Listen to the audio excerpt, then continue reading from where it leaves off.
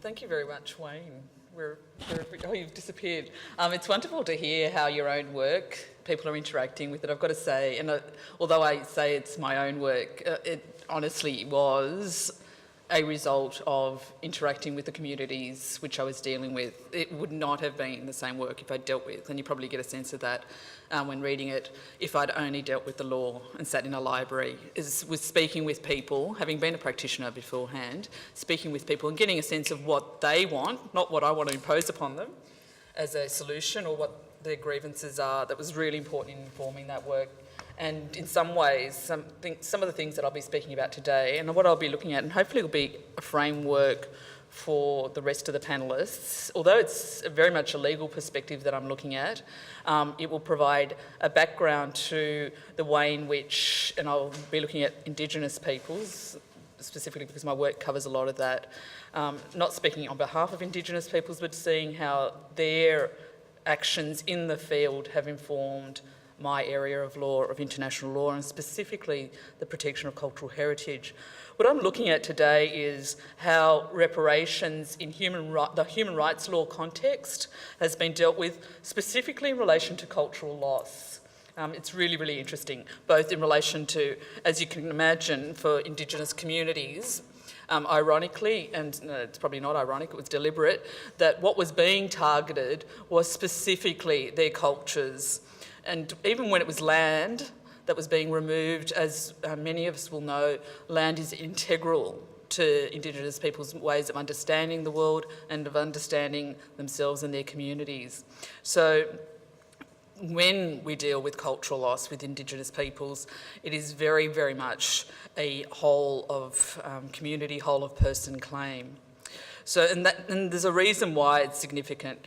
So when cultures and their disappearance through destruction and assimilation, as I said, was central to the colonial process, and specifically nation building by settler states, this had a particularly devastating impact on Indigenous peoples because of the way that they understand culture. So it's holistic, symbiotic, collective and intergenerational in character. And so, and as I would argue that, and I'm sure that many other speakers will make this claim today, although we talk about reparations for historic wrongs, I would argue, and indeed certainly Indigenous peoples would argue, that what we're talking about are not historic wrongs but ongoing wrongs. Yeah. And this is very, very important because of the way that the law functions. So there's this ongoing impact of colonisation, assimilation and discriminatory practices that means that, as I said, they're not simply historic injustices. And this is what makes Indigenous claims before various international human rights and regional tribunals significant, specifically in relation to cultural loss. So my paper, and I won't go into the detail that I would otherwise, is emphasising this notion that it is not about past wrongs, that they are ongoing wrongs. So unlike, and Indigenous peoples, and you see this through various UN documents, don't talk about decolonisation. For these communities, decolonisation hasn't happened. Yeah. So this idea of decolonisation being an incomplete process and indeed independence not being gained by them, and this is why they emphasise the idea of the right to self-determination, their ability to determine how and in what capacity their cultures can develop and be accessed by others, certainly. So the paper, or my presentation, is divided into three parts. The first looks at, and very briefly, I'm conscious of the time, how culture is conceived by these communities. Secondly, how the idea of cultural loss is structured by way of claims in international law and human rights law. And then finally, I look at the specific heads of damage in international law. What I would maintain, this is what is really interesting, it goes back to what I mentioned when I first opened my talk, is that my work is driven by, and indeed law is driven by, some of the most interesting cases are the gaps in the law.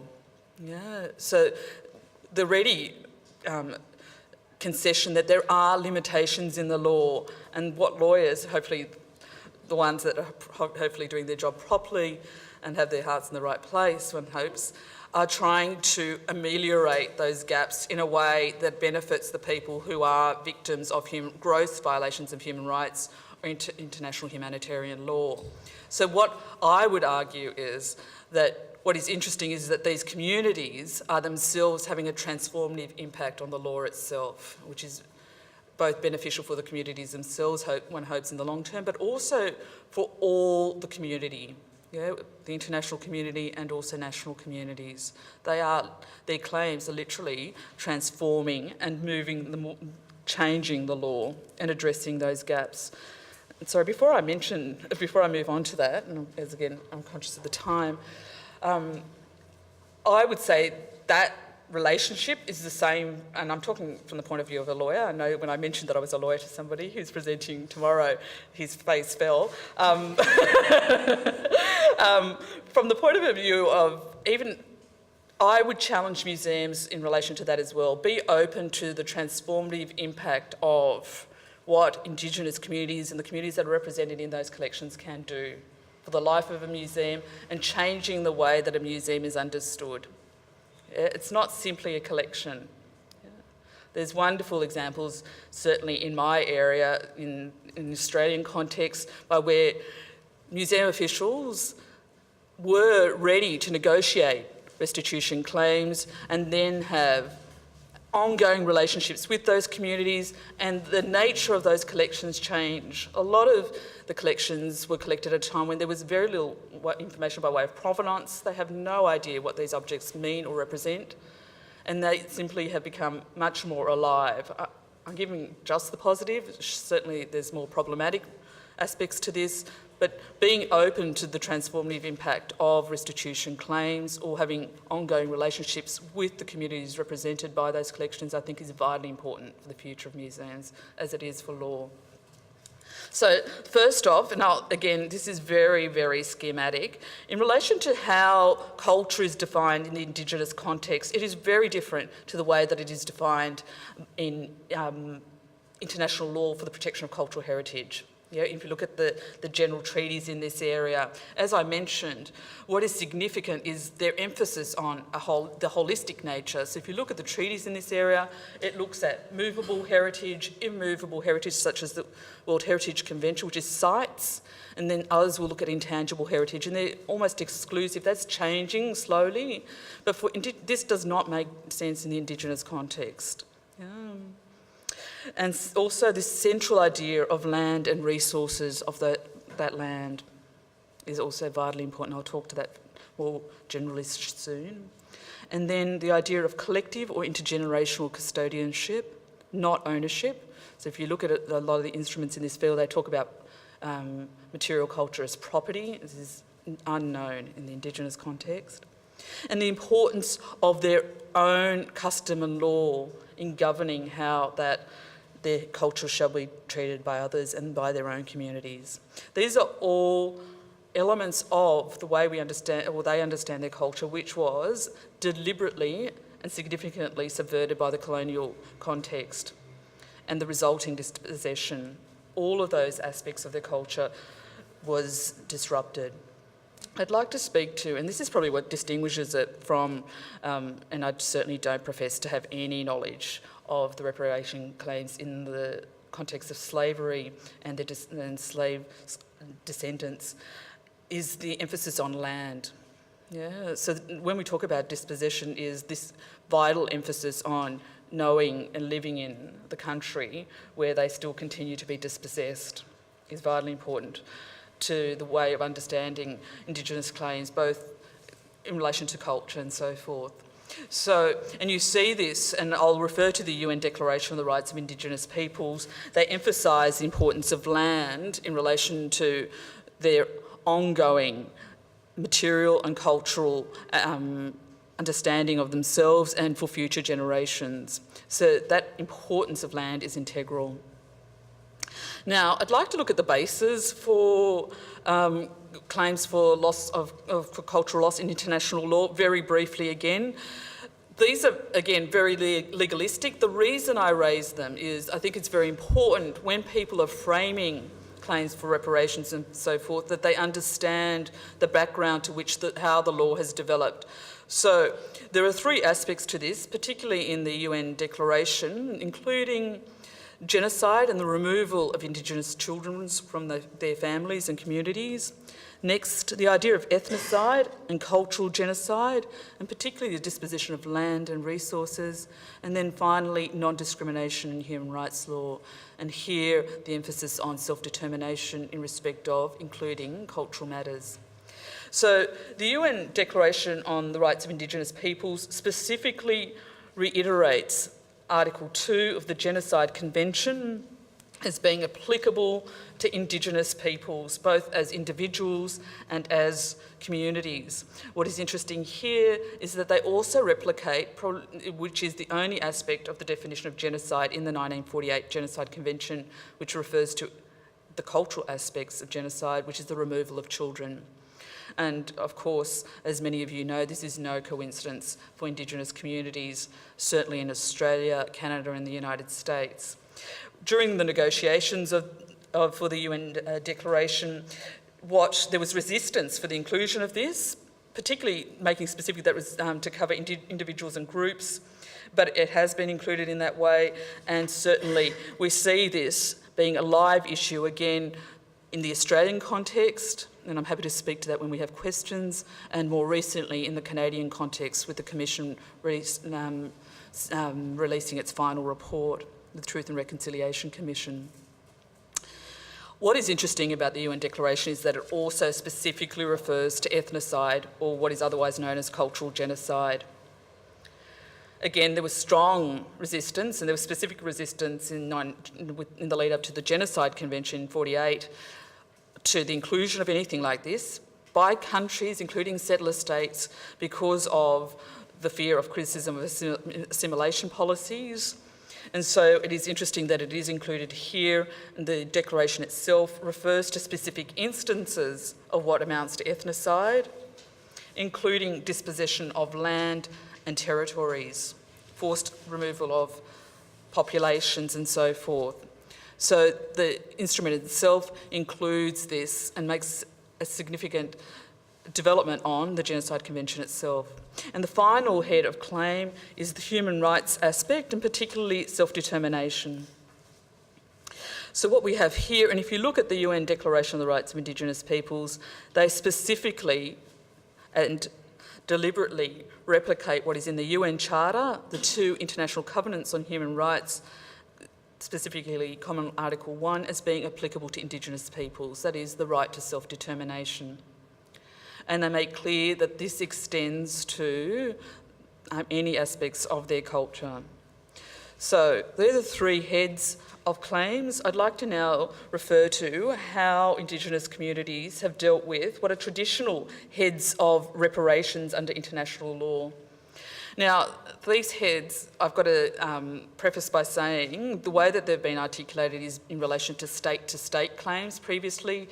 There has now been an evolution in relation to human rights law, and there's been a lot of work done here in relation to the way in which human rights courts have interpreted these heads of damage or reparations to address gross and systematic violations of human rights. What I would like to look at here in our context today is how this is being transformed in relation to claims concerning cultural loss. So the first head of damage is restitution, and that's a term of art in international law, and I'll explain this. So the whole point of reparations in international law is to bring the injured party to the position that they would have been if the wrongful act had not occurred. Now, and I'll explain why this is problematic. And for many of you, it will already be patently obvious why it's problematic, but I'll also bring it into context work done by feminist legal scholars about the idea not of reparations but of transformative justice. Yeah. So the heads of damage in relation to reparations in international law are restitution, compensation, rehabilitation, satisfaction and guarantees of non-reoccurrence. As I said, each one of those has been specifically interpreted and extended by claims by Indigenous peoples, specifically for cultural loss. So in relation to restitution, this is the primary head of reparations under international law. So you will only progress to the other heads of reparations if restitution is impossible or inadequate, and then others are considered.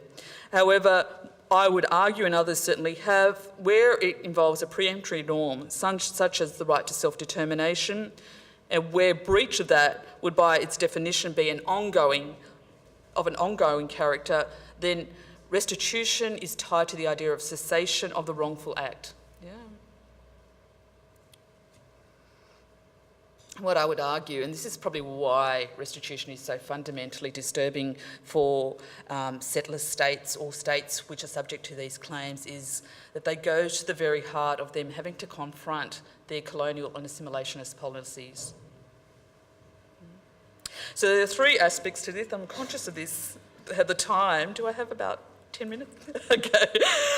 Three junctures as which the UN Declaration on the Rights of Indigenous Peoples refers to restitution specifically. So it covers cultural and religious property or heritage, ancestral remains and ceremonial objects, and land. Now, many of you will be familiar, and I won't go into this in any great detail because I think the other heads of damage are probably much more interesting for purposes of our discussion, is that the UN Declaration refers specifically to the right to restitution, initially in the earlier drafts as a right, as a standalone right, and then as it was being renegotiated amongst states, it becomes part of the remedy, that is, the reparations to a wrongful act, rather than a standalone right. Also, they refer to the need to, and the right of Indigenous peoples to the return of human remains, or ancestral remains as they refer to them as. And this is something that is not unfamiliar to international human rights law. So this right, in relation, you see the Inter-American Court talking about this and acknowledging the right of Indigenous communities and groups to have the burial and care of ancestral remains as being a core component of their cultural and religious observance. And that in other cases, noting that it is of an intergenerational nature, that is, performing of customary obligations, and that the community continues to suffer a significant ongoing injury until that is rectified. There are certainly examples, and I'm happy again to talk about this when we look at when we have a discussion about examples in certain settler states, and indeed an agreement between Australia and the United Kingdom, in the United States under legislation, in Canada and Australia under a voluntary code for the restitution of ancestral remains and also significant cultural objects or sacred objects. Now, under the declaration itself, it extends the idea of restitution to intangible heritage as well. So the idea of designs, ceremonies, technologies and so forth not being able to be accessed without their free, prior and informed consent, and the idea of benefit sharing. This is significant, and I will talk to this in relation to accessing archives and other ancillary materials, is because of the nature of assimilation and the destruction of communities' cultural practices. So restitution goes to things like archives, genealogies and photographic collections in a way that will allow them, that is the communities, Indigenous communities, to reconstruct individual and collective identities, to re-establish familial and communal connections and reinforcing title to land. And then finally, in relation to restitution, is this idea of the return of land and sites, both in relation to sacred sites, but also land itself, because of its integral nature to Indigenous understandings of their own culture and spirituality, and indeed themselves and their communities. And there are various aspects of addressing this. Now I'll move on to compensation, and here I specifically, and this is the law specifically refers to compensation as monetary compensation, is only to be addressed when restitution is not possible, or making reparations complete. So the purpose of this is to be corrective and rehabilitative and not punitive. And as I said, it's intended to make full reparations. The examples given here, and when addressing particularly assimilationist practices, is to enable compensation to address physical and mental harm, lost opportunities such as employment and education, social benefits, other material losses such as loss of earnings, medical and medical treatment, psychological and social services. So it's this more rounded idea of reparations. The next head, which is rehabilitation, you get a sense now of how broad this idea of reparations is, not simply restitution, is the rehabilitation being a mechanism by which they are intending to have the individual, family, local community, or indeed the society as a whole heal, acknowledge the wrong and integrate the individual who has been subject to the harm. So in the case of serious human rights violations, there is acknowledgement that this is a massive trauma that can be lifelong and multi-generational. So what is often covered by this includes medical and psychological care and legal and social services. We have the Inter-American Court addressing things such as the provision of health, housing and educational programs of victims of massacres and so forth. Again, and this becomes even broader, under the head of satisfaction as a head of reparations. Although this is not covered by the UN Declaration of the Rights of Indigenous Peoples, it's quite clear that it is something that can be encompassed by it under Article 40, is that it is designed to address a moral injury and provide full reparations in addition to compensatory and non-monetary remedies. So what here is encompassed is the right to know, including a public apology, monuments and commemorations, the inclusion of an accurate account of the violations into legal training or educational materials, and the right to justice, so the cessation of the continuing violation or judicial and administrative sanctions against the people who were the violators. This right to know is individual and collective. It covers both victims and their families, and it covers, for example, where people have disappeared or died, the context in which they met their fate. So it's designed to restore dignity, the reputation and the rights of the individual and persons closely connected with that individual. The right to know can, as I said, be both collective and societal. So it is tied to the duty to preserve memory. So that human rights violations are protected by knowledge of by a community's historic understanding of a history of oppression and how heritage forms part of that, and addressing collective memory so that it guards against revisionist or negationist arguments. And obviously and clearly, access to archives and so forth is fundamental to this. And the final head, and this is where I will end, and I think this is probably the most transformative, is the guarantee on non-repetition or non-reoccurrence, because it has the most far-reaching impact potentially. So the remedy is designed to ensure that victims do not suffer the violations of their rights in the future, and to foster and sustain respect for human rights within the broader society. So it is not simply confined to the victims themselves, but goes beyond to the entire society. The UN Declaration on the Rights of Indigenous Peoples say that communities or states, when addressing reparations in relation to Indigenous peoples, must consult with them and are bound to this because of the right to self-determination, amongst other things. So the UN Declaration refers to the right of Indigenous peoples to freely determine their relationship with states in a spirit of coexistence, mutual benefit and full respect. Now this has taken many forms, including probably the least of impact by way of on the state itself is the introduction of distinctive national legislative and administrative regulations and institutions to address cultural loss and provide autonomy in relation to cultural matters for Indigenous communities. The next is a form of home rule or autonomy whereby they are able to create their own structures and self-government. So that's discrete within the state.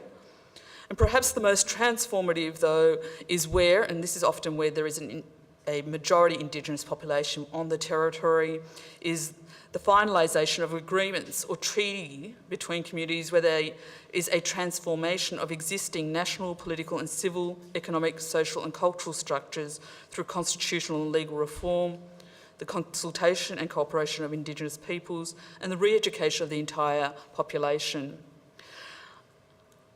And some of you may well be aware of the examples of this, and some of it going off the rails, unfortunately, in that it's not being fully realised. But that final example has the most transformative effect of ensuring, I think, some of the things that we wish to address here, of not simply talking about it being a physical act of return or restitution or monetary compensation, but transforming the entire society by way of these claims. So thank you. Great.